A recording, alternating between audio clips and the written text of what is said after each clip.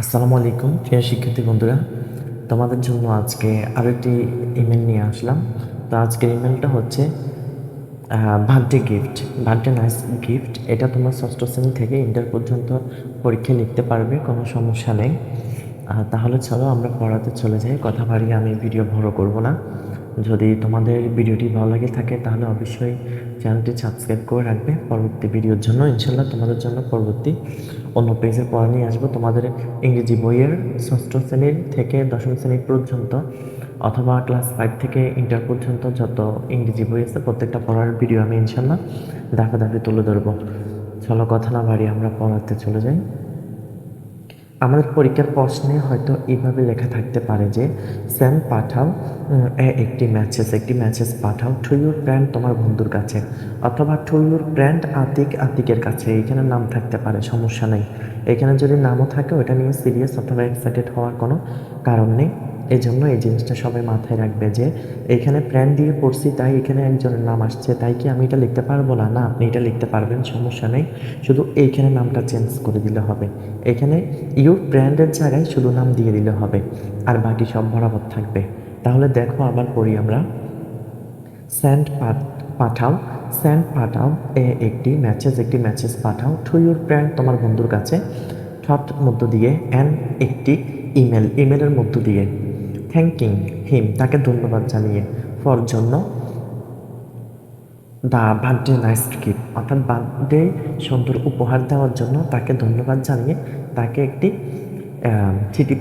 চিঠি পাঠাও। এটা থিঙ্কিং হবে, আমি মনে হয় থ্যাঙ্কিং বলছি, তো তোমরা পরবর্তী ভয়েসে এটা শুনে নিবে। Thinking email thinking him for the birthday nice gift, অর্থাৎ তাকে ধন্যবাদ জানিয়ে তাকে একটা চিঠি পাঠাও।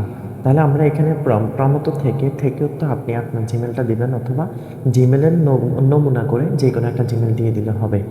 এখানে টু হচ্ছে আপনার বন্ধু যাকে পাঠাবেন, অথবা এখানে যার নাম আছে তাকে পাঠাবেন, তার নাম দিয়ে একটা জিমেল বসিয়ে দিবেন। নাম দিলে হবে না দিলে হবে, এটা আহমারি কোনো কিছুই না যে এটা সঠিক দিতে হবে এমন না। এরপরে যেদিন আমাদের এক্সাম থাকবে ওই এক্সামের ডেট অনুযায়ী এখানে এক্সামের তারিখ তুলে দিবেন। সাবজেক্ট অর্থ হচ্ছে বিষয় হচ্ছে থ্যাঙ্কস, ধন্যবাদ, পর জন্য, স্যান্ডিং অ্যান্ড নাইস গিফট, একটি সুন্দর উপহার পাঠানোর জন্য, জন্মদিনে একটি উপহার পাঠানোর জন্য। এটা হচ্ছে আমাদের সাবজেক্টে লেখা থাকবে।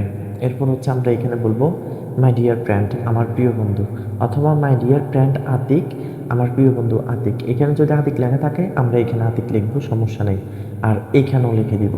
তাহলে আমরা এখন পড়তে পারি।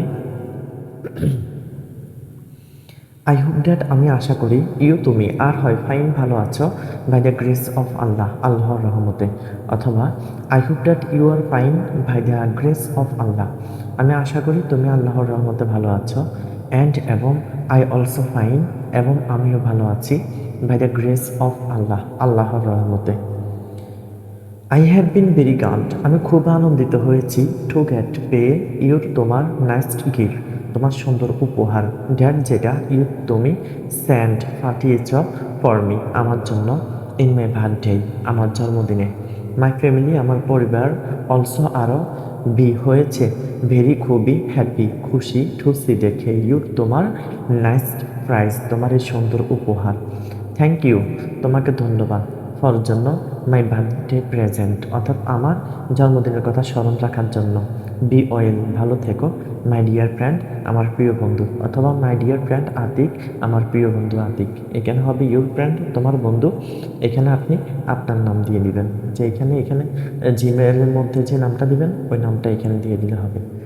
তাহলে পড়াটা যদি ভালো লাগে অবশ্যই চ্যানেলটি সাবস্ক্রাইব করে রাখবে, আর কমেন্ট করবে যে পরবর্তী তোমাদের জন্য কোন ভিডিওটা নিয়ে আসবো।